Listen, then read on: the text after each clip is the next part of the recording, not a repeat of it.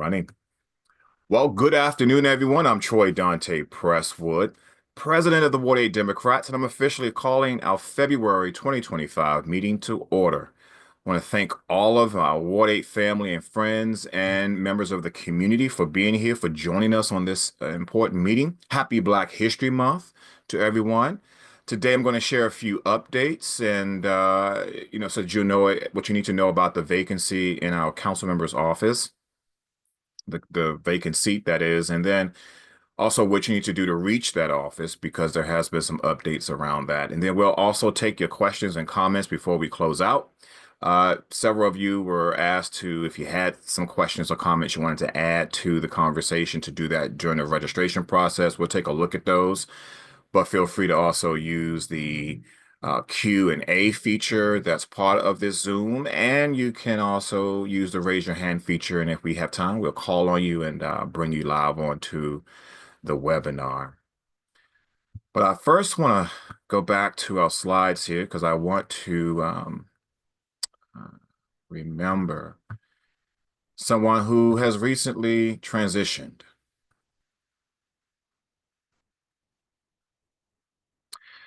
So before we begin, I want to pause to remember a friend of us here at the Ward 8 Democrats. Her name is Henrietta Rose. She was a true friend to the Ward 8 Democrats, always willing to step forward to volunteer her time to serve at our voter education and outreach events. She did a fundraiser for us a few years ago. She helped to work the registration table for that. And as you can see here on this photo, she was at our presidential watch party at Busboys and Poets back in October. Somehow she made it all the way from San Diego to us here in Ward 8.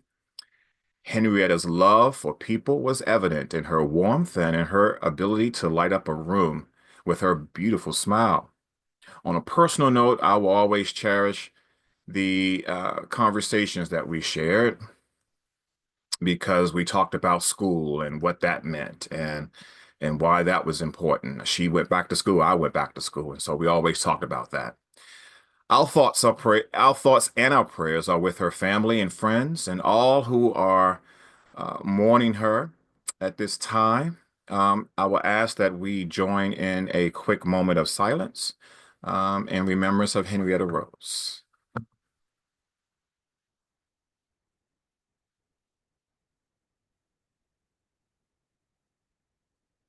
Oh, let me pause for a second. Can y'all tell me if you can see the screen? Someone is texting me saying that you cannot see the screen. Mr. President, now we're able to. Oh, you know what? That meant that the my script was in front of it. Oh my goodness, I'm sorry.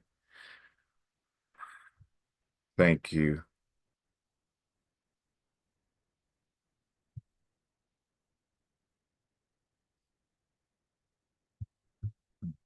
I am going to stop sharing the screen and pull up a different version.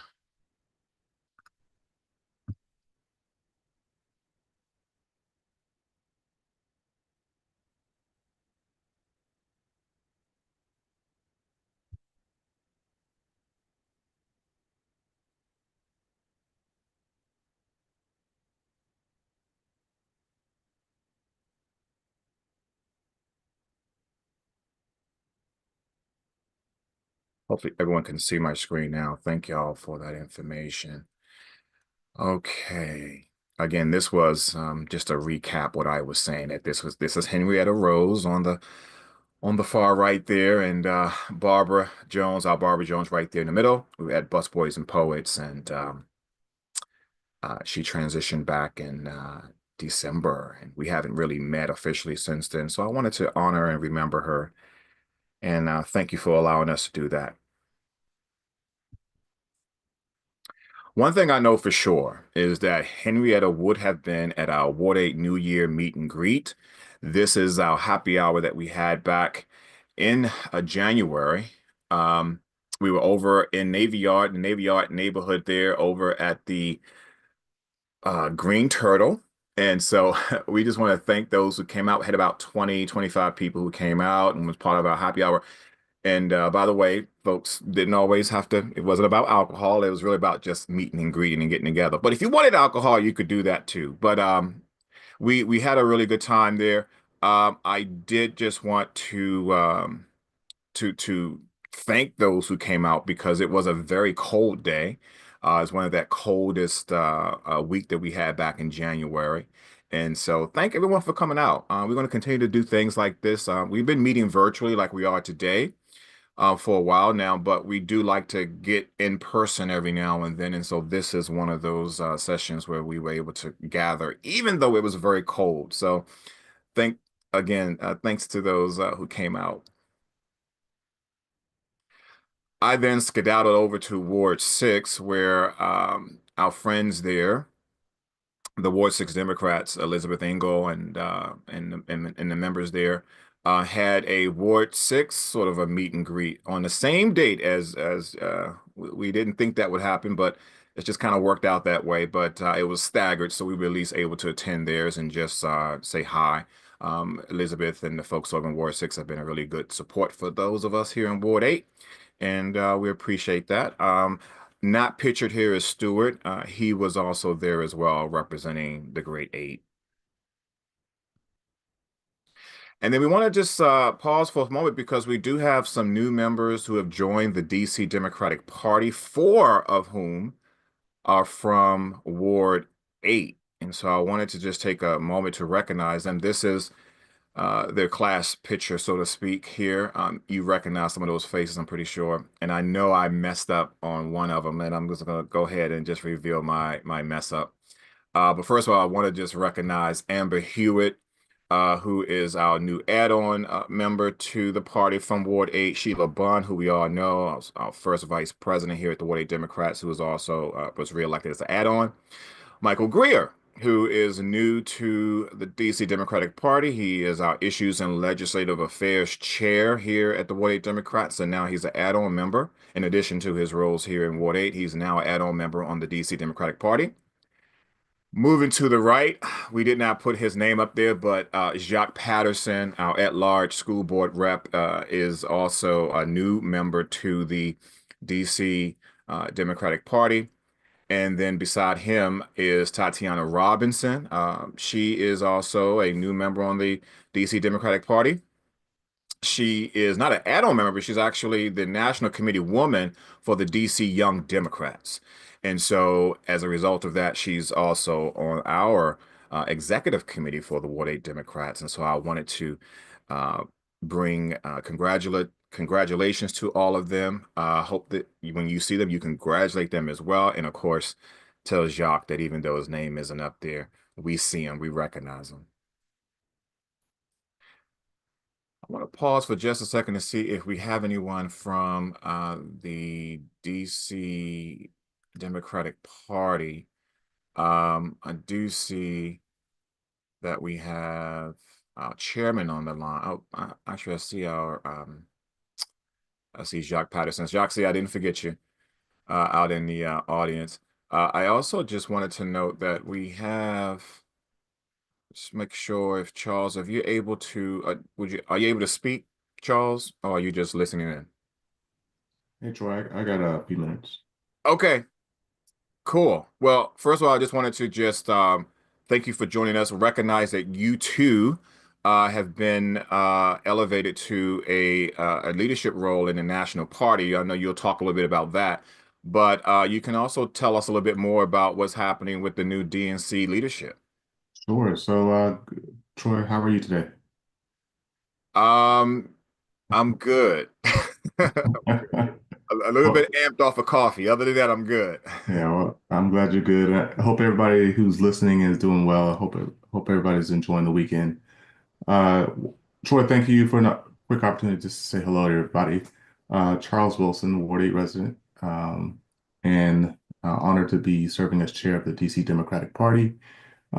Most of you may have heard, but the DNC had our winter meeting or a meeting a couple weeks ago where we elected new leadership of the party. Jamie Harrison, who was serving as chair of the DNC under President Biden. His term ended, and he decided not to run for re-election, and that created an open seat. There were, I want to say, 5 to 7 candidates running.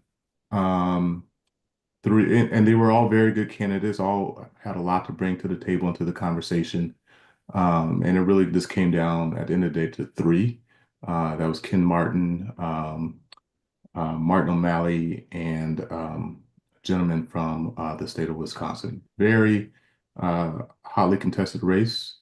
And we're very proud that Ken Martin, who is the former chair of the Association for State Democratic Committees, was elected chair on the very first vote on that Saturday afternoon. So we're really excited about him. I've known Ken since I was chair of the DC Dems. He works hard. He's definitely from the Midwest. He has a very strong connection to state parties across the country because he's kind of cut from that cloth. So we're really excited about working with him. He's going to work hard, and he promised to build a coalition um, so that we can get back on our feet sooner rather than later. So we're really excited about him. We had several folks running uh, for secretary and national finance chair and treasurer. And as you can see, Jason Ray was re-elected as secretary.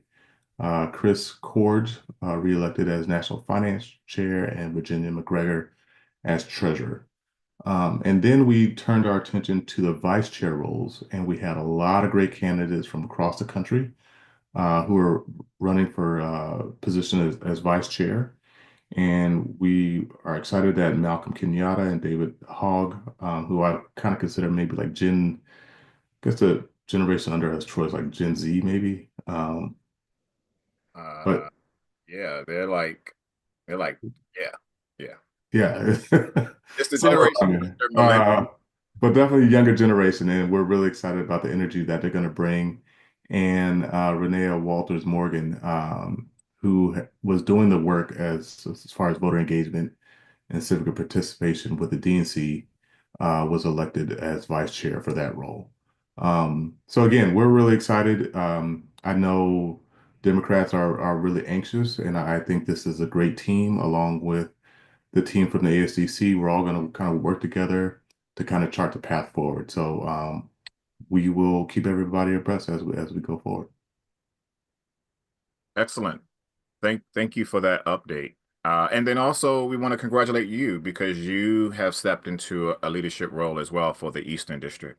Yeah, yeah. I just wanted to step up and we all it's all hands on deck. And so I wanted to step up and run for the vice president of the Eastern region. And my job is essentially to represent the Eastern region with the Association of State Democratic Committees. So that's all the states from the state of Maine to Maryland.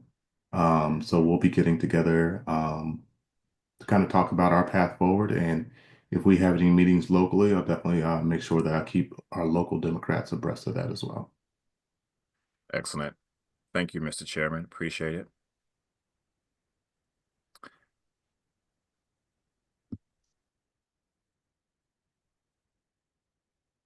Oh, Mr. Chairman, since you're still here, actually, do you want to provide an update? I had a bit of an update to provide, but I think it's best if it comes from you about where we are with regard to Initiative 83.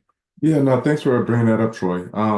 So as you guys, some of you may know, that the party filed a complaint with the DC Superior Court regarding whether Initiative 83 was sufficient to be a ballot initiative in the first place. And because of a variety of reasons, we just never got to actually court date. And the district court or the Board of Elections filed a motion earlier this year to dismiss the lawsuit because they said we filed one day too early within the window where we were supposed to file. And the district court agreed with them. We filed an appeal with the District Court of Appeals, and the Court of Appeals agreed with us that filing a day too early doesn't harm the district government and actually kind of help them. And there was case law to kind of back that up as to why they dismissed the the Board of Elections motion for dismissal.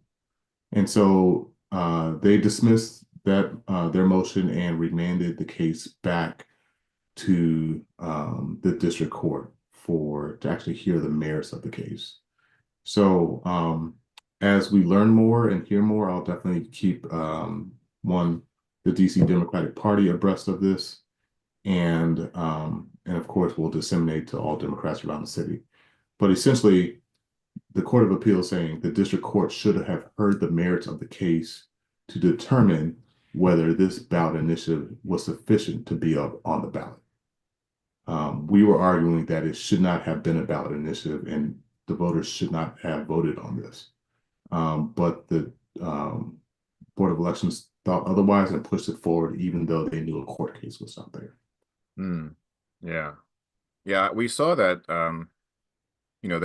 that ruling came down from the DC Court of Appeals. And so what it tells me is that, that the final chapter on I-83 hasn't been written yet. And while we know the district voters passed the referendum overwhelmingly, we just don't think that it should have even gotten to them in the first place because it was not germane, especially, say what you want to say about ranked choice voting. There's a lot to be said about that. I know folks have different views on it. And it's up for debate. We should debate that. But to what I think and what I think the party feels is that the other part of it, the poison pill piece of it, would have destroyed the party system here in the District of Columbia.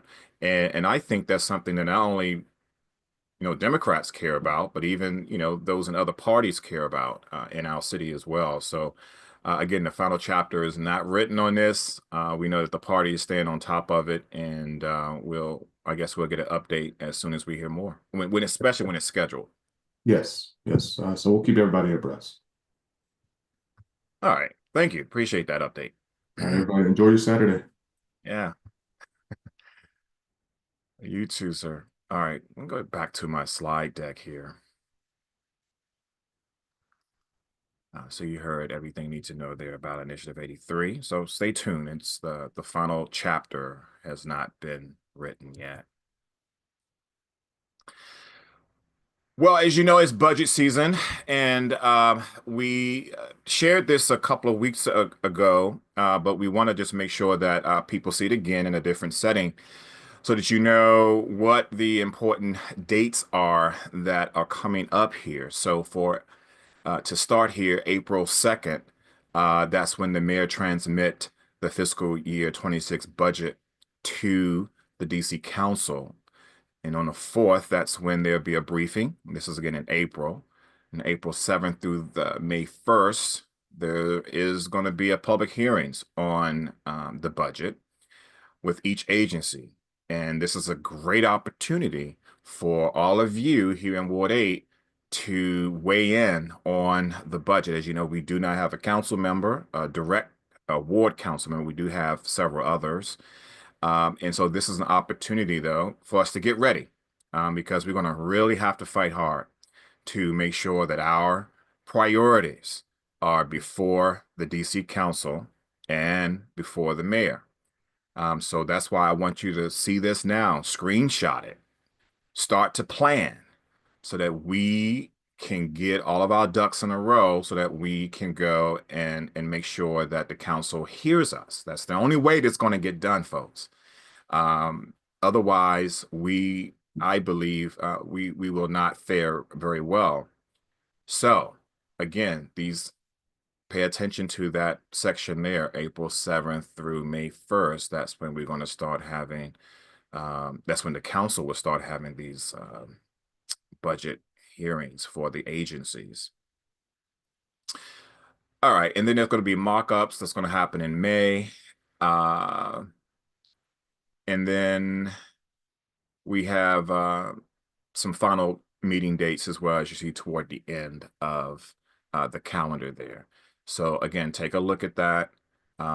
We need to make sure that we are all pushing and pulling in the same direction to ensure that we get what we need from our council. I'm going to pause there. Sheila Bunn, you have a comment? Yes, good afternoon, Mr. President. Afternoon. Thank you for putting up this slide. I just also want to highlight for folk that budget season um, doesn't just start in April. We are currently in performance oversight at the council, and this is where the council does a kind of mid-year check on what agencies are doing. So that is important as well as gearing up for the budget. So I would encourage folk to check out dccouncil.gov and go to the calendar and look at the various performance oversight hearings that are happening now so that you can give voice to issues and concerns now, so that the council can hear if agencies are doing really well on something or if they are not performing well.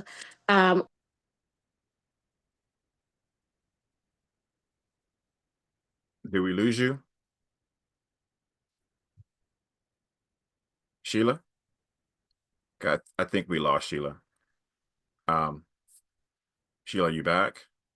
All right, I think we may have lost her, but I think her point is important, is that right now there are performance oversight hearings happening right now. And so this is also a great opportunity to get engaged in those conversations, especially because they're doing each of these performance oversights by agency or by departments. And so this is a chance for you to reach out directly to the council, the committee chair, committee members, to let them know if a particular agency is doing what they should be doing or where that they mess up and did something that they should not have done. This is a great opportunity. Maybe you've had a bad experience, or maybe something was done that again should not have been done. I don't want to go deeper than that, but this is a chance to also let the council know as well. So, Sheila, are you back? All right. So again, she recommended going to the council website, dccouncil.gov, looking at the calendar, and there's a way for you to communicate with those committee chairs, and you can submit testimony that way as well. That's in addition to the upcoming public hearings on the fiscal year 2026 budget. All right, if she comes back, we'll make sure we come back and visit with her. That leads us to what we're doing, because we are trying to capture your thoughts and your concerns about the budget. So many of you know every year we've done this budget survey. Every year, at least since I've been around, we've done a budget survey to capture thoughts and ideas and even possible legislation that we could get passed by the council. So this is an opportunity for you to take the budget survey. I think the numbers can be a lot higher from where they are right now. So go onto our website. You can click on the section there that says take the budget survey, and it takes you to a Google Doc. It takes about 2 minutes, maybe 4 if you want to go deeper on some of the questions, which we encourage you to do. But if you don't, 2 minutes tops. You can scan that QR code. It should take you straight there as well. Check out our mailers, our emailers, eBlast. The link to the budget survey is in there as well. And it's also being promoted on social right now. So if you see it, take it. And then if you know your neighbors, your friends here in Ward 8, pass it on to them as well. We want to hear from them too. So, because this way, what we'll do is we'll compile the data that we collect from it, and then we will submit that to the council as well, and we will submit it to the mayor. So you can scan that QR code. It takes you straight there right now. So you can go and take that budget survey. We appreciate that. I'm just making sure Sheila's not back. I know I lost her. We lost her. Can you hear me, Troy? I was back, but for some reason you couldn't hear me. Yeah, we could not hear you at all. Okay. You had one more part to add to what you mentioned earlier? I can go back to that slide. No, I think you covered it because I heard you say, I think what I was trying to say was encouraging neighbors to go and testify. especially during this time. The council and our at-large council members need to hear what our concerns are. And just really wanted to echo what you were saying about the budget piece, but also echo that in performance oversight, because this is the time when we can say to the council, this is not working or this is working, and offer some solutions. So just wanted to just highlight that for folk. Don't forget about performance oversight. That is just as important as budget, to voice those concerns now. I appreciate that. Thank you so much for passing it on. And we have been joined by one of our at-large council members. We will get to at-large council member Anita Bonds in just a moment. But I just wanted to acknowledge that she is here, and we will talk with her in just a few moments. So thank you for that reminder, Sheila. And again, take the budget survey. I want to see those numbers higher, higher, higher. Only we can get them higher is that you take the survey one time, of course, but pass it on to your neighbors and to your friends. If you see it advertising on Instagram, advertising on Facebook, take it. Again, 2 minutes, 4 minutes if you really got a lot to say. All right, so let's move on to, I think, what a lot of people want to talk about today, which is that we have the dates now for our special election here in Ward 8. That date was just decided yesterday, not even 24 hours ago, so it's still hot off the press still. But it was going to be, actually, it was about 24 hours ago. It's going to be on Tuesday, July 15th, and it's going to be from 7 a.m. to 8 p.m. Early voting will start on July 11th and go until July 14th. So a little bit of a short window there. So from Friday to Monday, there will be early voting in the ward, and those locations will be open from 8:30 a.m. until 7 o'clock p.m. This is not ideal because we were at least hoping that the timeline that the Board of Elections has in order to call these special elections, that they would err on the earlier side of it, meaning that we could potentially get a council member in position before the final vote on the budget. But as it stands now, that won't happen. This will happen after everything we just talked about with the fiscal year 26 budget process already concluding before we get to when our new council member will be seated, or the next council member will be seated on July 15th. So we actually communicated to the DC Board of Elections that we wanted them to be on the early end of that, or to provide a date that'll be early than what this date is. And so, it happens.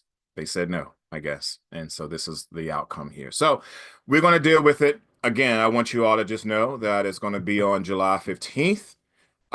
We don't quite know yet where the vote centers will be. We need to get some clarity about if they're going to do mail-in ballots, if they're going to do drop off those ballot drop boxes as well. So we got to get some clarity on that. That will come in the next few months. And when we get it, we will provide it to all of you. But just know for right now, there is an early voting period that will take place from Friday, July 11th through Monday, July 14th. And then the special election date will be on Tuesday, July 15th.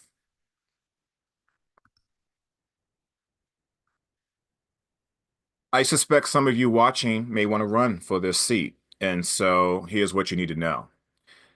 If you are interested in running for the seat, you need to pick up your petitions as early. You can pick up your petitions as early as Tuesday, February 18th. The Board of Elections is closed on Monday, as the DC government is closed for President's Day. And the last day to pick up your ballots are going to be April 17th. That happens to also be the day they're due. So I would not wait until April 17th if you want to run for the seat. The Board of Elections is going to treat the special election like a general election. So it won't be like a primary where, we're trying to select people who will go on to compete in a general. It's going to be treated just like a general election.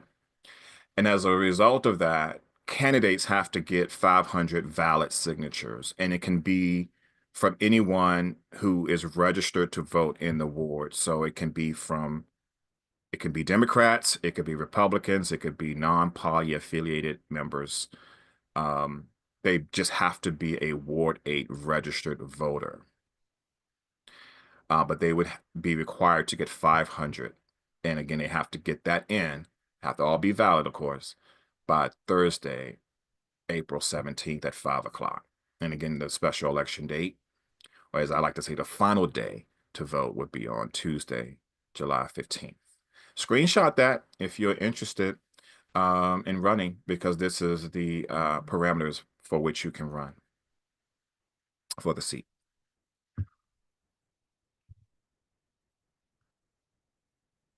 As always, the Ward 8 Democrats will be engaged in the electoral process. That's part of our charter, it's part of our mission, voter education, voter outreach. Of course, as you can imagine, the Ward 8 Democrats is most concerned about Democrats and Democratic voters, but we are also most concerned about our ward in general. And so we will be engaged in the process. We will once again resurrect our Ward 8 votes special election page, where we would have everything you need to know about the upcoming election, in this case, the upcoming special election, everything from where to go to vote, who's running, sample ballots, questions, comments, concerns. They will all be on that special website. And so we thought we were going to put that website to rest after last year, but we had to dust it off. And so we'll have more information on that. We will begin to populate that page once we have more information about voter locations and how the ballot will shape out to be. And that's going to be probably sometime toward the end of April and onward. So just know that once again, we will have you covered, everything you need to know about voting here in Ward 8. And so that QR code will take you straight to our special Ward 8 Votes website. You can go there and bookmark it so that you can check it out once the time is ready.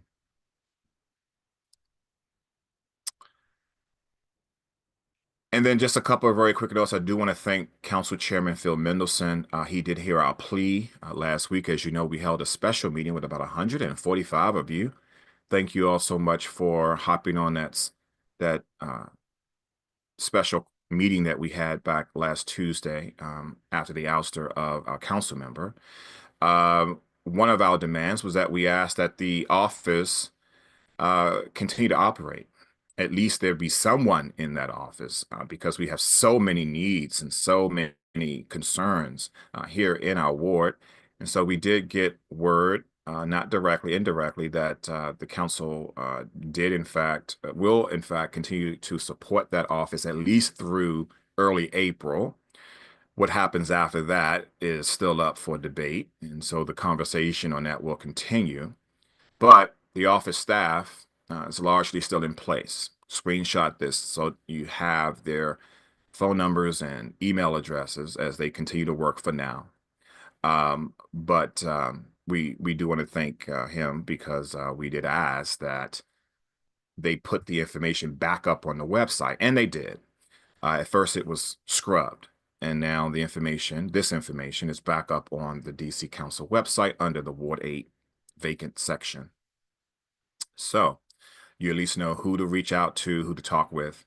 And this is going to be up at least through early April. And then the conversations continue about what happens after that, if there will be at least a skeletal staff in that office. My hope is that there will be someone there who can, at least around constituent services, who can work with the ward and work with the council to address those needs, even all the way up through July 15th. And they also have a special email address that you can continue to use, which is ward8@dccouncil.gov. I think that email address will broadcast to everyone you just saw on this sheet here, as well as the council chairman's office as well. So a lot of people will get your communication if you send it to this email address, ward8@dccouncil.gov. And so there should be nothing falling between the cracks if you use this email address, or you can go back and use the individual email addresses as well. And then the chairman and at-large council contacts are listed here. Their email addresses are here on the screen. Our chairman, and then of course our 4 at-large members of the DC Council: Robert White, Anita Bonds, Christina Henderson, Kenya McDuffie. And I'm going to pause here because we have been joined by Councilmember Anita Bonds, who agreed to join us on our call today just to talk to Ward 8 voters, Ward 8 residents, to ensure that you all know how to contact her office and to address any constituent services concerns that you all may have. So, Councilmember Bonds, thank you for being here.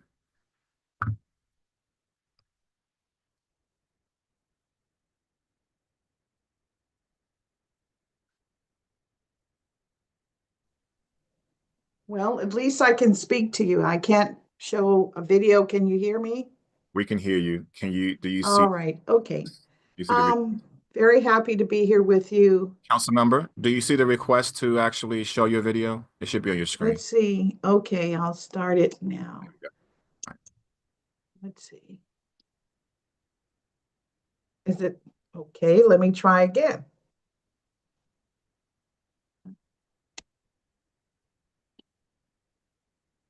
All right.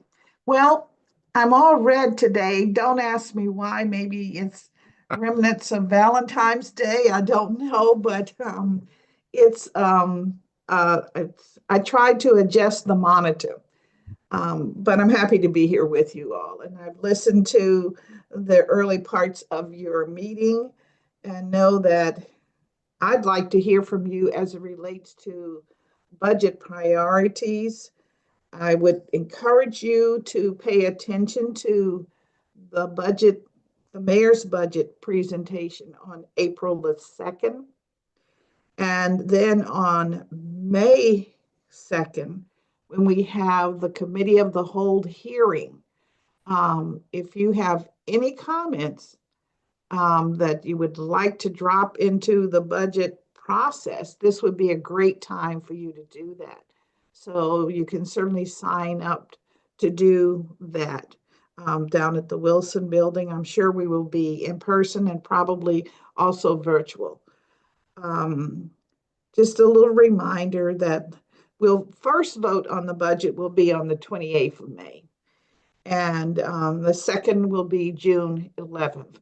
Usually a lot of things happen or changes are made in between the first reading, May 28th, and the second reading on June 11th.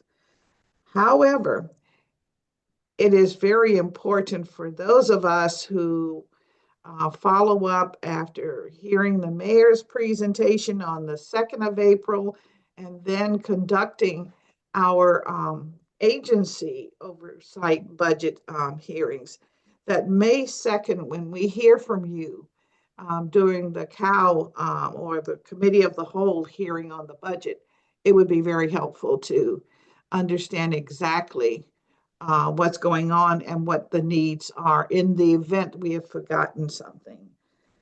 So I just wanted to reiterate that. I'd like to share with you that my committee of labor, it's the executive administration and labor. We spend a lot of our effort towards the agency's focuses on compliance more than anything else. We have completed 2 hearings, but the hearings that I think you want to comment on is one, the Board of Elections and the Office of Campaign Finance are having their oversight hearing this coming Wednesday, the 19th. And it's not too late to share an opinion.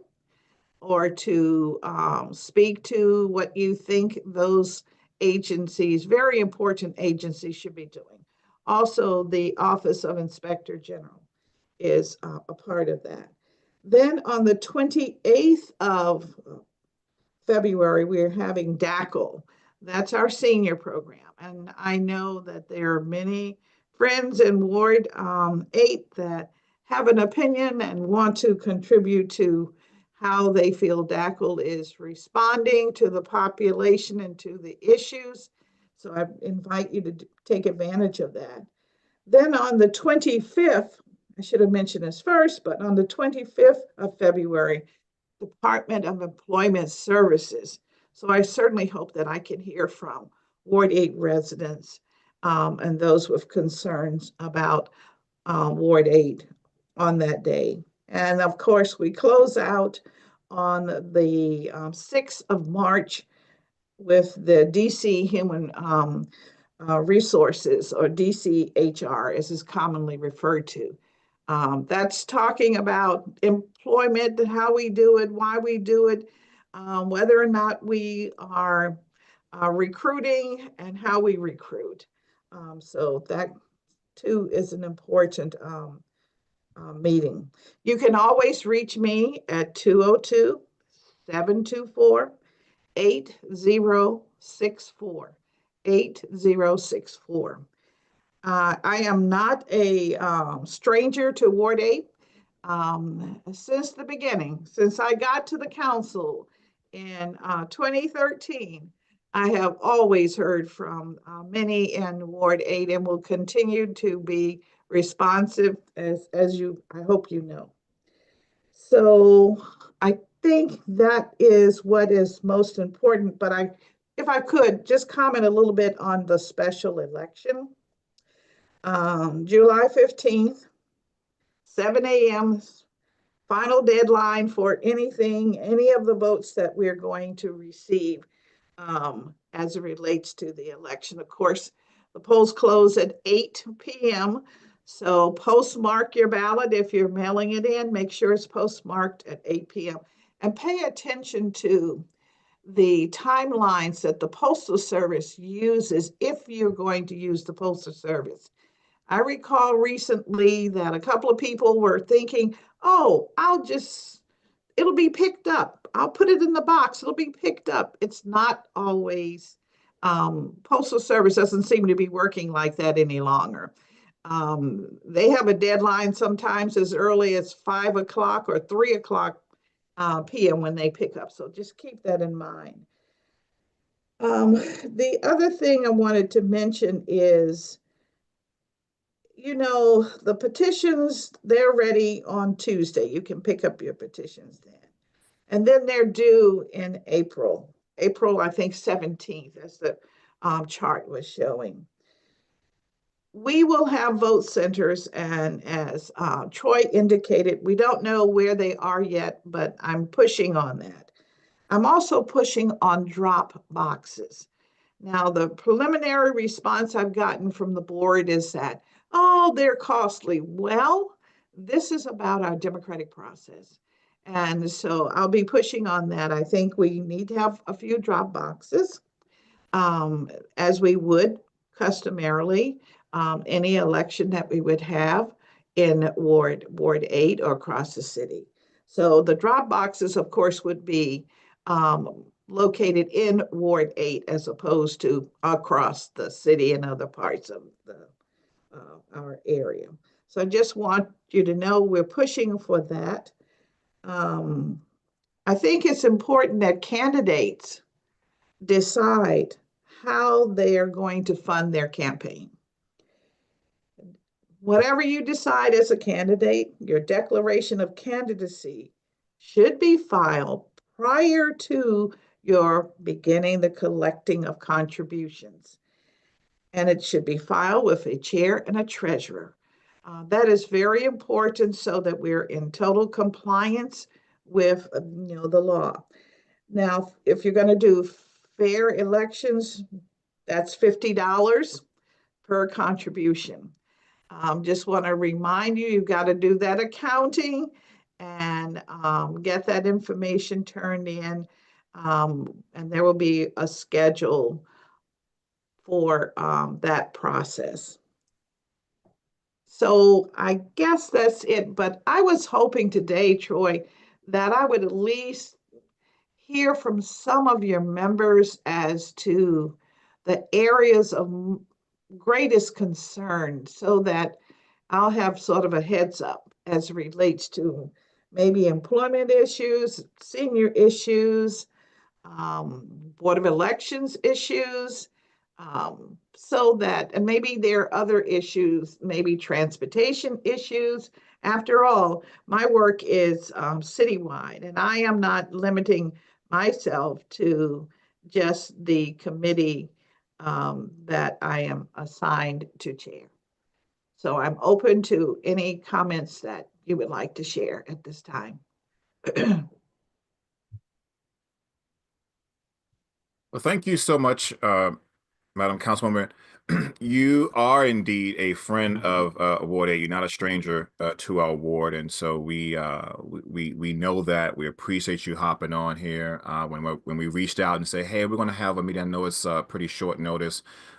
You and your staff, you said, "Absolutely. What can we do? We want to be there." So I thank you for that. I did want to also acknowledge very quickly that I think it's. I know I'm going to mess up this woman's name. I think it's Preeta. Preeta, if you can raise your hand among the attendees. She is the Chief of Staff for Councilmember Robert White, who we also had reached out to. I don't think he's able to make it. But I did want to allow Preeta to speak for just a moment, just to let folks know that she and her staff for Robert White are also here and could at least hear from all of us as well as we ask others if you have questions in the audience to either use the Q&A feature or the raise your hand feature so that council member who is here and then the staff of the other council member who's not here can at least hear you. So Preeta, first of all, am I saying your name correctly? If not, please correct me. You did a fantastic job. Most people do not get it right on the first try, so thank you very much. Thank you. Welcome. Thank you. Thank you very much for having us, and I won't take up too much time, but just wanted to let folks know the council member wanted to join himself. He is on a family trip, and his wife has forbidden him from joining any meetings, so we are here in his place. My name is Preeta Picara. I am the new Chief of Staff for Councilmember Robert White. I'm also joined on the line by my colleague Jasmine Joyner, who is also actually a Ward 8 resident. And she is our constituent services coordinator. She is fantastic. Also, our deputy committee director, Sean Cudahy, I believe is also online. But we are here, as you mentioned, in preparation for budget season, but also as we are in the midst of performance oversight hearings, we have been reaching out to folks, wanting to hear what is on the priorities for everyone, what kinds of things that we can make sure are in our recommendations in our budget report going forward. We encourage anyone to reach out to us. I'll make sure that our contact information is there. But any questions, any comments, any things that you'd like to lift up, we are very happy to connect with folks and talk. We have a great constituent services team led by Chanel Wilson and Jasmine Joyner. So you are in very good hands.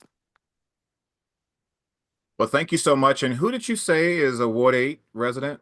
Jasmine, she is our, and she might be able to raise her hand as well. She is our constituent services coordinator, but she really is more than that. She keeps everyone on track, including the council member. The council member basically reports to her. So she's a good person to know and a huge advocate for the ward and the city as a whole. Preeta, thank you. And thank you to Jasmine as well, Ward 8 resident who is on your team there. So thank you for that. Thank you for lifting us. Thank you for giving me an opportunity to speak. Thanks, everyone. Okay, so council member, there are a few thoughts I wanted to share with you that came in from members who are here. But I did want to just acknowledge some of the things that you said, which is that as far as the special election, that you will be pushing the Board of Elections to use drop boxes. I guess the other part of that would be, are they also going to use mail-in ballots? Because there's no clarity on that as of right now. And so it would be important to know if you're going to use a mail-in ballot, well, then you ought to have an opportunity to have a drop box for that to happen. And so that would be great, council member. And then also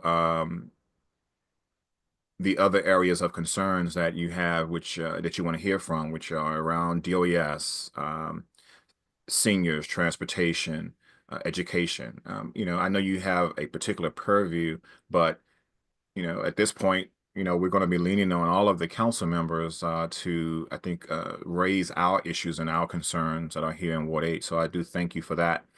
And so there are a couple of questions I want to just bring to your attention. One of them has been around the mayor's housing bill, Councilmember Bonds. So you want to speak on that? What do you think about it? I was in the building when she decided or moved her meeting to the building that morning, the other day. And it was, I attended, and I think there are some merits to the process, things that we as a city must take a very close look at. One of the things that is very concerning is the potential for loss of housing that we currently have. In years past, as you know, we've focused on additional housing. And so now it's how do we preserve and protect what we have? And I certainly don't want a situation where units find themselves moving into such a state of disrepair that we find investors coming in and scooping them up. They're unlivable, and they're also now the value of the land, it becomes the premium. And so I've been thinking about that and thinking about what I heard during the press conference, or presser, as they call it. And thinking about it from the vantage of and looking at the legislation, it's in about 5 different pieces.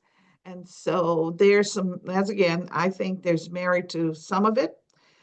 There may be some concerns. I'm sure people are concerned about the proposal to change the TOPA law.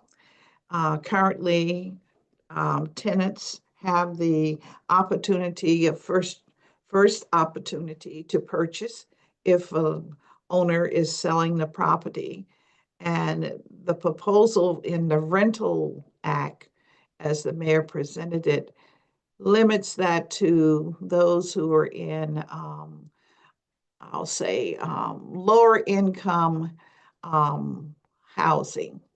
One thing I do like is that we're now looking at the importance of affordable housing being available to persons who are at 50% AMI. For years, it's been 30% of AMI. So this gives more households an opportunity to get into the affordable unit market. So that's sort of preliminarily. I'm a member of the Housing Committee again, and so I'll be looking at it very closely.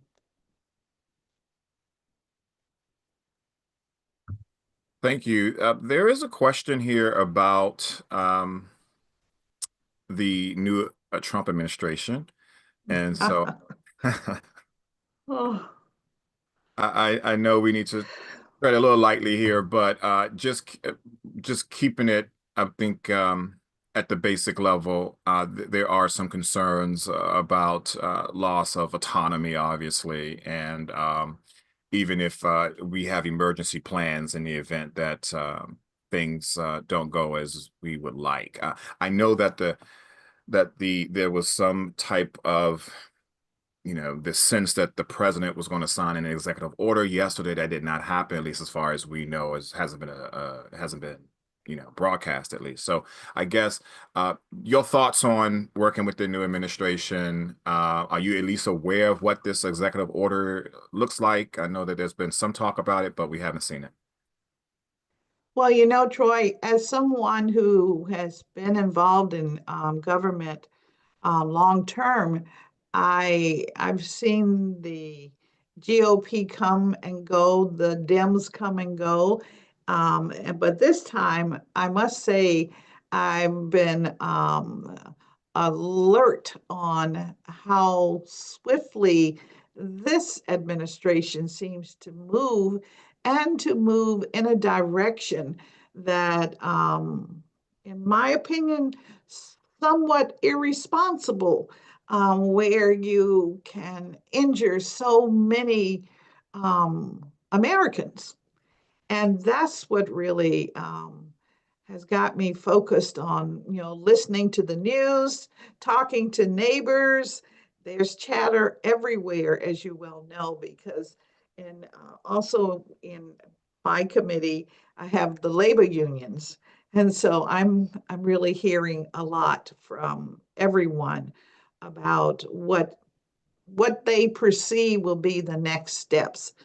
But I'm going to step out on the plank and say that I am trusting our leadership of government to give us alert us if it gets too close and too hot for the residents of DC. I have to look at it from that perspective, because Troy, every day it's almost like a new day, and it's I'm sure everyone's nervous system is falling apart. If we are not in the federal government as employees, we know many who are. Oh, yeah. And as we're also affected by many of the points that have been announced. And we just don't know what will be the next leg, what will drop. Now, as a old fighter, I can tell you, we can't lay down, we can't play dead.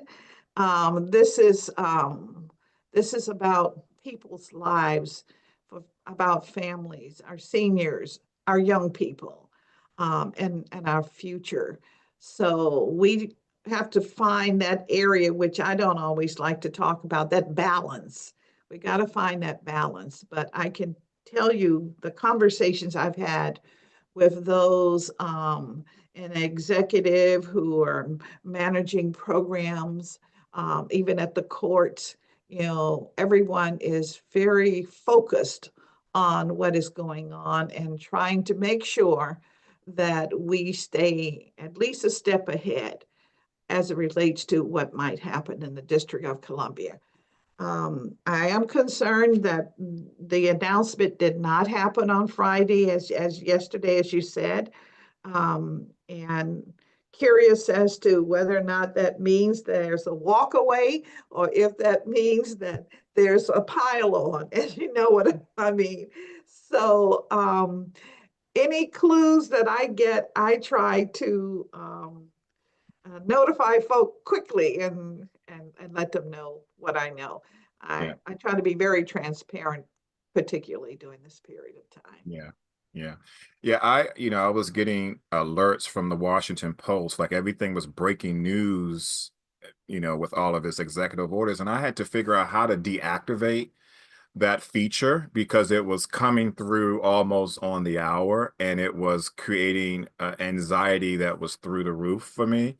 And I don't operate well under anxiety. So I totally understand what you mean, Councilwoman, about that there's a lot of fear. And then I also suspect that there's going to be potentially an impact to the district's bottom line, because if you are no longer, if you have a lot of government workers, federal government workers who are no longer employed, who live in the district, who pay income tax, all other types of taxes and fees, and that will potentially impact our budget, going forward. And so there's just so much uncertainty that I'm sure you and your colleagues are thinking about. You are correct. And already our economy is slow to recover from COVID, and a lot does have to do with the federal government not being in the office, because our restaurant and hospitality community was thriving because it had so many customers. Those customers are not as frequent as they once were, and we've had businesses to close. And that means we have vacant real estate. And that means that what are we going to do with it? How do we modify it? So we talk about housing downtown. What does that really mean? How quickly can it be done when many of these buildings have units, have offices on the inside and no windows and all of that? So all of that's been a big issue in itself. But when all is said and done, I think we have to pay attention to the dollars and cents of our budget. And I'll tell you, if cuts materialize as has been suggested as it relates to medical care and our budget and the process that the federal government uses to reimburse states, and we're considered a state for that purpose. If we move from 70% being paid by the feds to 50%, we stand to really it's going to put a big dent, I'll say, in our budget. Yeah. And that's just one area. We want to make sure that our courts are funded, because we will not be able to move forward on many issues, including what we talked about this morning with the Board of Elections. The Board of Elections has gone back to the Court of Appeals. Well, they can't hear a case unless they have the judges there. Our courts are fully funded by the federal dollar, and they don't have that at this point. So those are the things. You're right. We're already being impacted, not as overtly as we anticipate that we could be, but we certainly are already stand to be greatly impacted as a community. There is a question here regarding the vacant Ward 8 council seat. And so the question is largely around essentially if, in fact, hypothetically, the council member who was ousted, you all ousted, if he runs again and if he wins, has there been any discussion among you or your colleagues about what happens then? I have not been a party to any discussions about what happens then. I have had conversations with just community folk about the likelihood of his running again.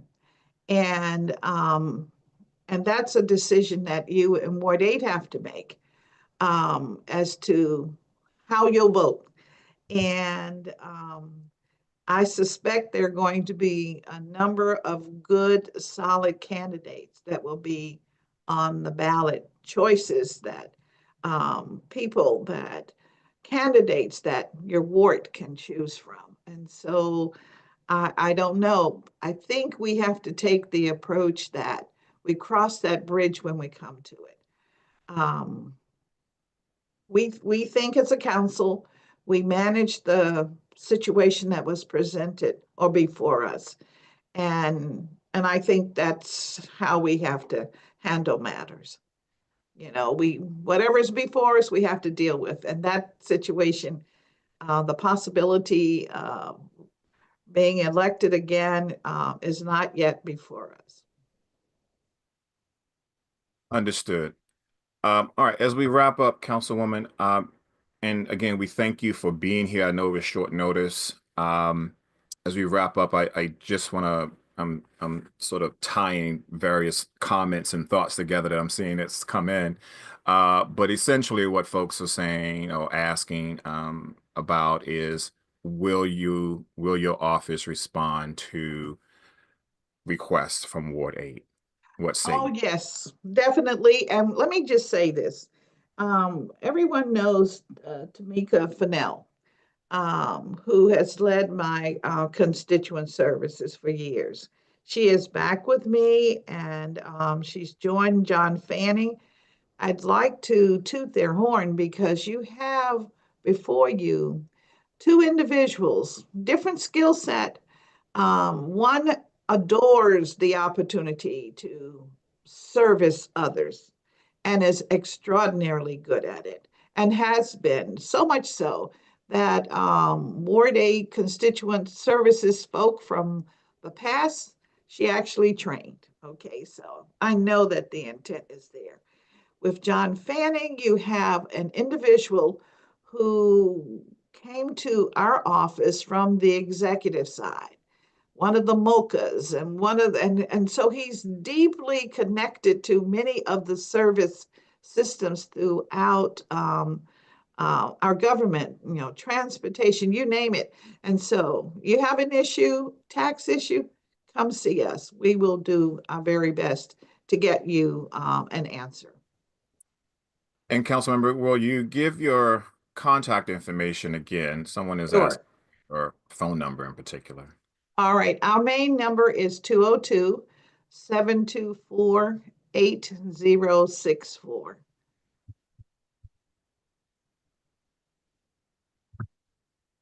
Got it. And we're always in the building, Some others haven't been there. We're always there. Yeah, got it. I'm Okay. from the old back in the day. Well, Yeah. I still call it the district building, so that tells you how long. Yes, of course. Well, again, thank you for being here. Thank you for answering our questions. And yes, what you can expect is that as we get more uh, feedback, more comments, more, answers to our budget survey, we will, as you know, that we've done in the past, is that we will package that up and get it to you and to your colleagues as well as to the mayor. Just, give you a snapshot about what Ward 8 voters are thinking about with this upcoming fiscal year 26 budget. And we certainly want to remind people that if there are other concerns that you might have, especially around performance oversight of the agencies, Councilmember Bonds did mention that, reach out to her office around the things that you care about: transportation, seniors, employment, education, so many other things. Of course. Yes, definitely. Yeah. Well, again, thank you again for your All time. right. Thank you very much for having me, and have a good rest of the weekend and enjoy your holiday. But remember, we've got a lot of people in DC that are depending on us to make it good for them. So thank Yeah, you again. thank you. It's Councilmember Anita Bonds. I want to just put back up the contact information for everyone on the council who are in the at-large position. That includes the chairman, and then it also includes Robert White, whose staff is here today. Anita Bonds, whom we just heard from, that's her email address. Christina Henderson, Kenya McDuffie. Screenshot that now so that you have it.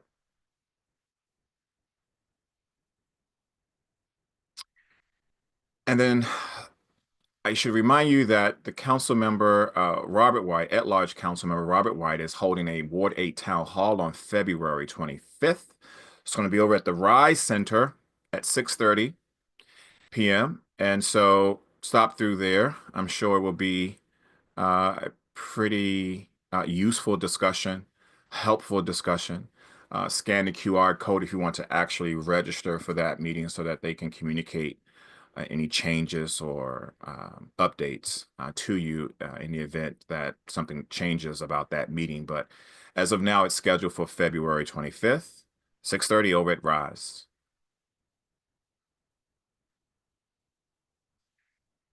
And I would be remiss if I did not say that everything that we're going to be doing, because we we thought this was going to be an off year for the Ward 8 Democrats. We have an on year and an off year. It lines up perfectly with the election cycle. And during our off years, what we do is we do engagement forums. We talk about things that you are talking about. We also elect new officers of our organization as well. We do topical types of discussions.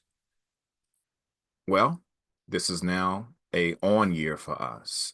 So there is an election that, as you saw earlier, will be on July 15th.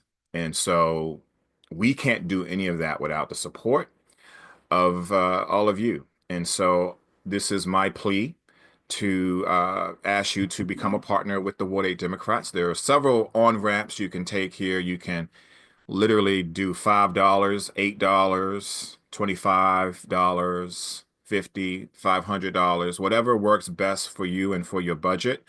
You can be a one-time donor or you can be a sustaining donor. And I just want to shout out our sustaining donors because we have a number of them who have stepped up. It may be a low amount, but over time it adds up. And so that's, of course, something that we recommend to all of you. And it's so easy to do. You can do this by going to our website at ward8dems.com, clicking on donate, and it takes you right to our Act Blue page. Or you can use this QR code, scan it, takes you straight to our Act Blue page, and you can follow the prompts there as well. And again, no donation is too big, no donation is too small. And we certainly encourage you to become a sustaining donor.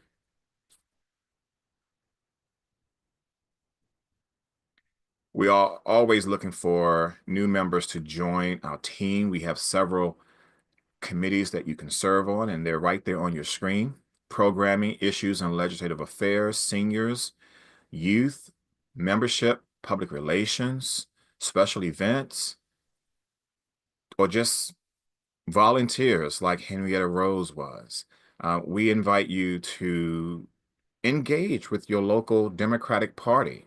We always hear, well, what are y'all doing? Well, we're here, but we need you to be a part of what we're doing so that we can go bigger and bolder and faster and stronger and all those things that matters when it comes to voter engagement. So if you're interested in serving on any of these committees or creating your own, we invite you to send us a resume or a bio, or just send us a message in a bottle to info@ward8dems.com, info@ward8dems.com. We have someone monitoring that email, and they will get back with you and to us, and we'll start the process as we go forward. And then I would be remiss if I didn't tell you that next month is Women's History Month, and we are preparing for a special lecture. We are finalizing who that lecturer will be, but it will be good. And so I want to just remind you that Women's History Month is just around the corner. We want to celebrate all the diversity, equity, inclusion, accessibility. We believe in DEI and A. And we will certainly celebrate women next month. So make sure you stay tuned for that. Stay tuned to our website. Stay tuned to our socials. Make sure you are a part of our mailing list. If you're not, you can again sign up on the website or either by sending us an email. And that way you'll get the latest news and information, especially on this next event and on other events that are going to be coming up from us here at the Ward 8 Democrats. And so I'll stop there in case there are any last questions, any last thoughts, any last comments before we adjourn. Feel free to use the Q&A section, or you can also use the raise your hand. We'll give folks a couple of minutes before we adjourn. Comments, suggestions, feedback. Maybe go back to make sure you all have the link to um,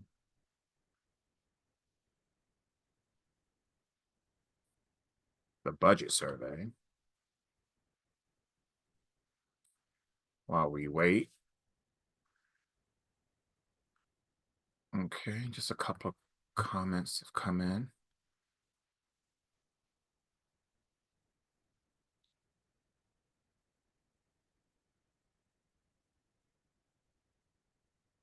All right, I did get a note from Commissioner Jamila White.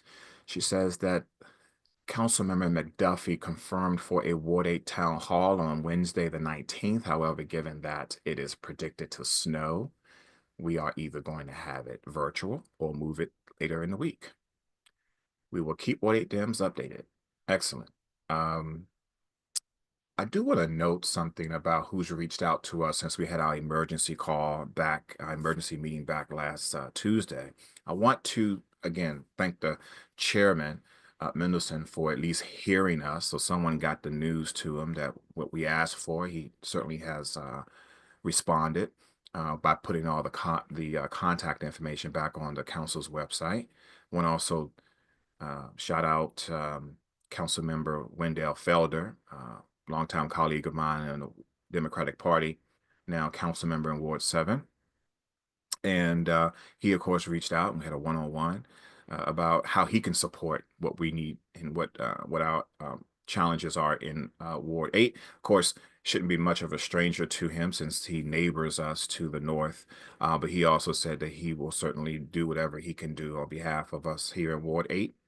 And there were two Democratic Party individuals, Dev Myers and Monica Roche. Dev Myers in Ward 7, Monica Roche in Ward 2, who also reached out and said that let them know what they can do, what levers of power they can pull and push on as we gear up for budget season and in support of Ward 8. So I wanted to acknowledge those individuals. I have not heard from any of the other council members. And other than Anita Bonds, who was here today, of course, certainly want to thank her for that. And again, like I said, they all are our council members now because we need to make sure that our issues do not fall through the cracks. So reach out to them all, not just to our at-large ones, but reach out to all of them and say, this is what we need. And again, I want to put up this budget survey because it really starts here. We're ready to go down to the Wilson building and knock on every door and pull up a chair to every table and say this is what Ward 8 residents are asking for. And again, it's a pretty easy and simple survey to do. It takes about 2 minutes, 4 or 5 minutes if you want to go into more detail. I do know, however, that some people in our ward, may have some challenges with technology or even with literacy. And I recognize and respect that. Please reach out to us or reach out to someone who you trust who can get the word to us about what you're experiencing, what you're going through, that you believe we ought to make sure we carry it to our council members and to the mayor. This is one way of doing it, but we certainly recognize that not everyone has access to technology or is comfortable with technology.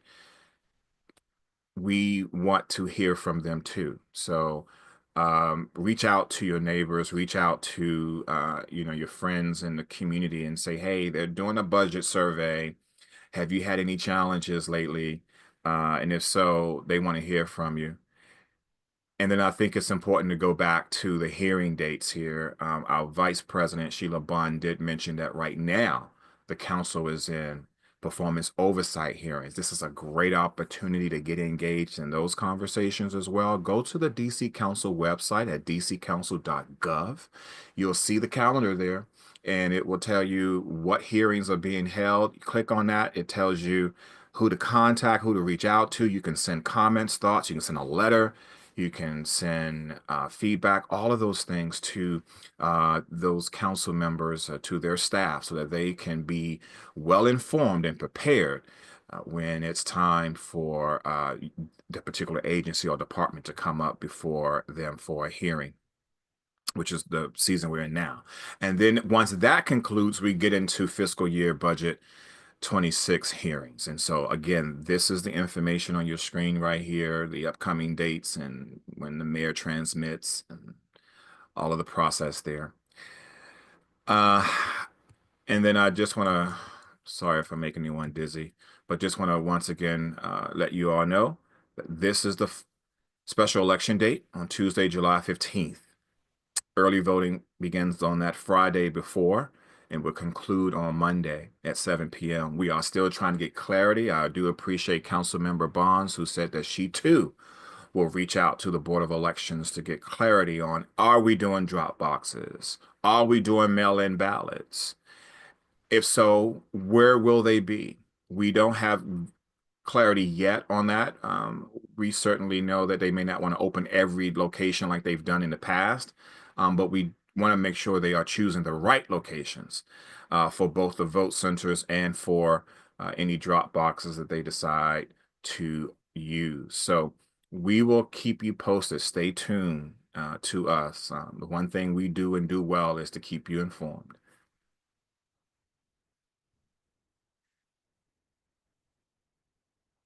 Okay. I think we have one more comment from our Vice President, Sheila Bond, before we close. Hey Troy, just really quickly, going back to the budget piece, I forgot to mention, and maybe you did when I dropped off. I just also want to make sure folk go to the mayor's budget town hall. We don't have dates yet, I don't think. Yeah, I don't think we have the dates yet. Right, but that is another opportunity where we can share our concerns. And I say that because it is a lot easier when budget items are already baked into the mayor's budget and it gets to the council. Because once it comes to the council, then the council has to figure out if they need to fund something, where they're going to pull the money from.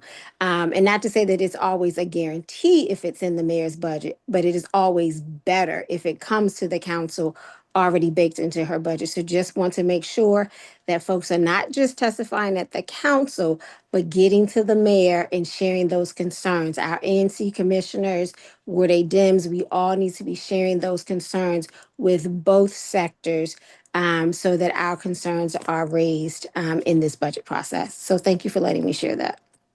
Thank you for that. I also want to just recognize that the Marionberry Summer Youth Employment Program, the application is now open through March 3rd, so that closes in about 2 weeks from now.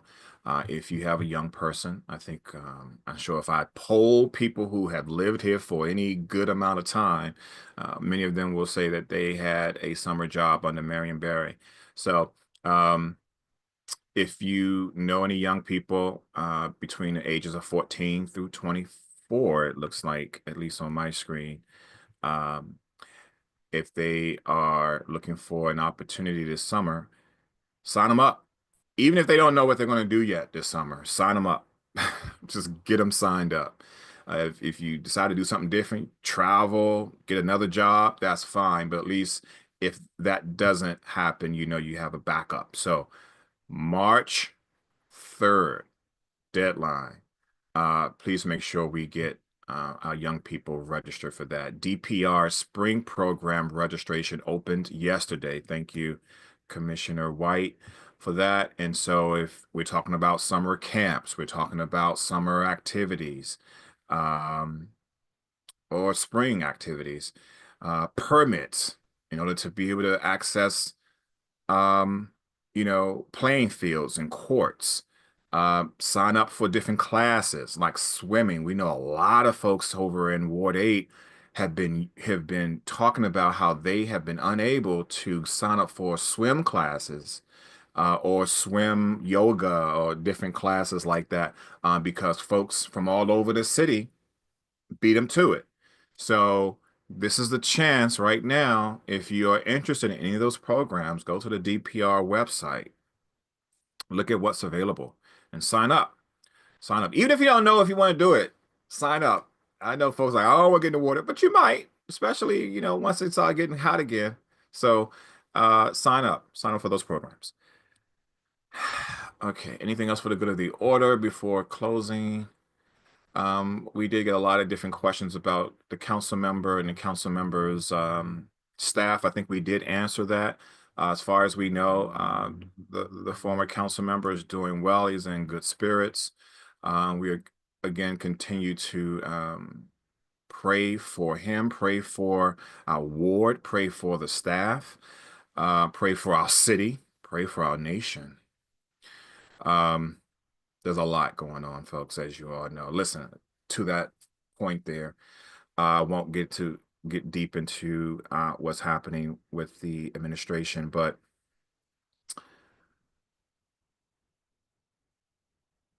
there's a line that has been demonized about, and it's called woke, right? Staying woke. We know what that line means. Those of us who come from a lineage where, it was important, our survival depended on us staying woke. Continue to stay woke. Keep your eyes wide awake. And just know that as a collective, we are going to get through this. It's going to be tough. It is going to be hard. We have some troubled waters ahead, if not already now. But we've been here before, and we managed to survive before. So I know we will survive this as well. But we have to stay encouraged. We got to stay in community, and we most certainly have to stay prayed up. So I'm going to end us right there. If you have any questions, or if you want to join one of our committees, and we hope that you do, please reach out to us at info@ward8dems.com. We have a place and a space for you at the Ward 8 Democrats.